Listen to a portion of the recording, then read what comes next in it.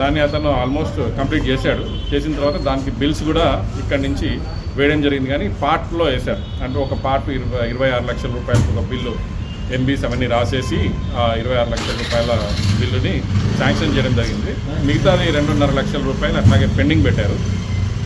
దానికోసం అని చెప్పేసి ఇక్కడ తిరుగుతూ ఉంటే ఇక్కడ ఏఈగా పనిచేస్తున్న స్వరూప గారు తను ఈ ఒకటి ఇంతకుముందు ప్రాసెస్ చేసినందుకు తర్వాత మళ్ళా ఈ యొక్క 2.5 lakhs రూపీస్ ఏదైతే ఉందో అది ప్రాసెస్ చేయడానికి రూపాయల 1,50,000 రూపాయలు డిమాండ్ చేసిందన్నమాట లంచంగా. అట్లయితేనే ఇక మిగతా 2.5 లక్షల రూపాయలది నేను ప్రాసెస్ చేసి ఫార్వర్డ్ చేస్తాను, లేకపోతే చేయను అని చెప్పేసి చెప్తే అతను విధి లేక మా దగ్గర అప్రోచ్ చేయడం జరిగింది. చేస్తే ఈరోజు మళ్ళీ ఒకసారి మధ్యలో అతను వెళ్ళి రిక్వెస్ట్ చేసినాడు, ఇంత 1,50,000 ఇచ్చుకోలేనమ్మా కొంచెం తగ్గించానంటే 1,20,000 రూపాయలకి తను ఒప్పుకుంది. తర్వాత మా దగ్గర అప్రోచ్ చేయడం జరిగింది. అప్రోచ్ చేసిన తర్వాత మేము అతని యొక్క కంప్లైంట్ని కేసు నమోదు చేసుకుని ఈరోజు 1,20,000 రూపాయలు ఇస్తున్నప్పుడు ఇక్కడే ఆఫీస్ ప్రాంగణంలోనే రెడ్ హ్యాండెడ్గా పట్టుకోవడం జరిగింది.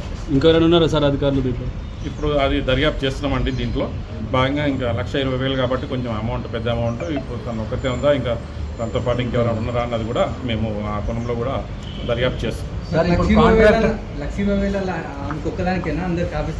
అదే ఇప్పుడు ఆ కోణంలో దర్యాప్తు చేస్తున్నాము.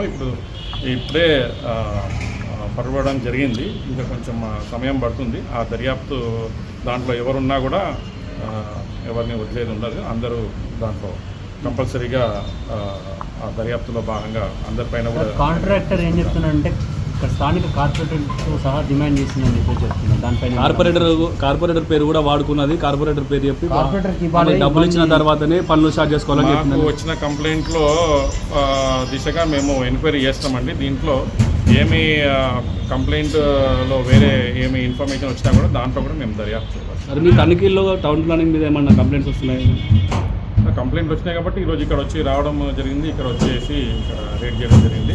అట్లాగే ఎవరైనా కూడా ఎప్పుడైనా ఎవరైనా గవర్నమెంట్ సర్వెంట్స్ వాళ్ళు చేయాల్సిన పనిని చేయకుండా చేయడానికి మిమ్మల్ని ఎవరైనా డబ్బులు డిమాండ్ చేస్తే దయచేసి ప్రజలకు విజ్ఞప్తి 1064 మా టోల్ ఫ్రీ నెంబర్ కానీ వాట్సాప్ నెంబర్ కానీ ఫేస్బుక్ ద్వారా కానీ చేయమని రిక్వెస్ట్ చేస్తాం. Thank you.